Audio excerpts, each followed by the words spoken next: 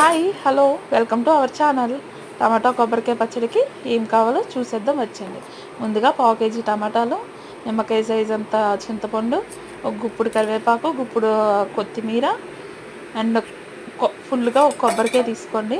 పచ్చిమిరపకాయలు, పోపు దినుసులు, ఓ 2 స్పూన్లు మినపప్పు, 2 స్పూన్ల పచ్చిశనగపప్పు, కొంచెం ఆవాలు తీసుకోండి.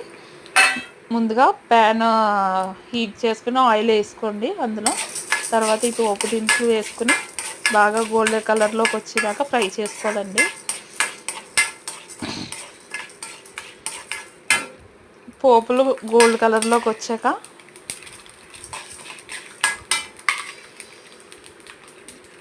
తర్వాత పచ్చిమిరపకాయలు వేసుకోండి.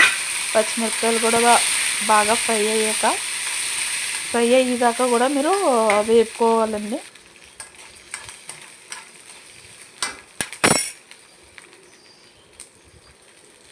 గుప్పుడు కరివేపాకు, గుప్పుడు కొత్తిమీర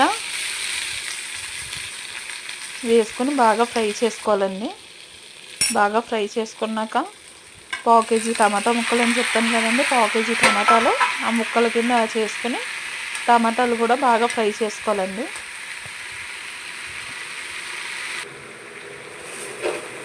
టమాటాలు వేసుకుని బాగా కలుపుకొని మగ్గనివ్వాలండి.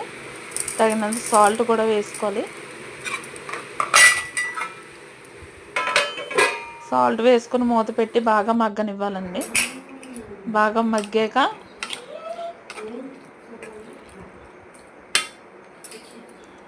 బాగా చల్లారనివ్వాలండి. మిక్సీ పట్టుకోవాలంటే బాగా చల్లారనివ్వాలి. ముందుగా ఫుల్ కొబ్బరికాయ అని చెప్పాను కదండి, అది మిక్సీ చేసుకోవాలి. మిక్సీ చేసుకోవాలండి. నేను చూపించిన విధంగా మిక్సీ చేసుకోండి. నెక్స్ట్ వచ్చేసి టమాటా ప్యూరీ చల్లారనివ్వాలి. చల్లారాక మీరు మిక్సీ పట్టుకోవాలండి.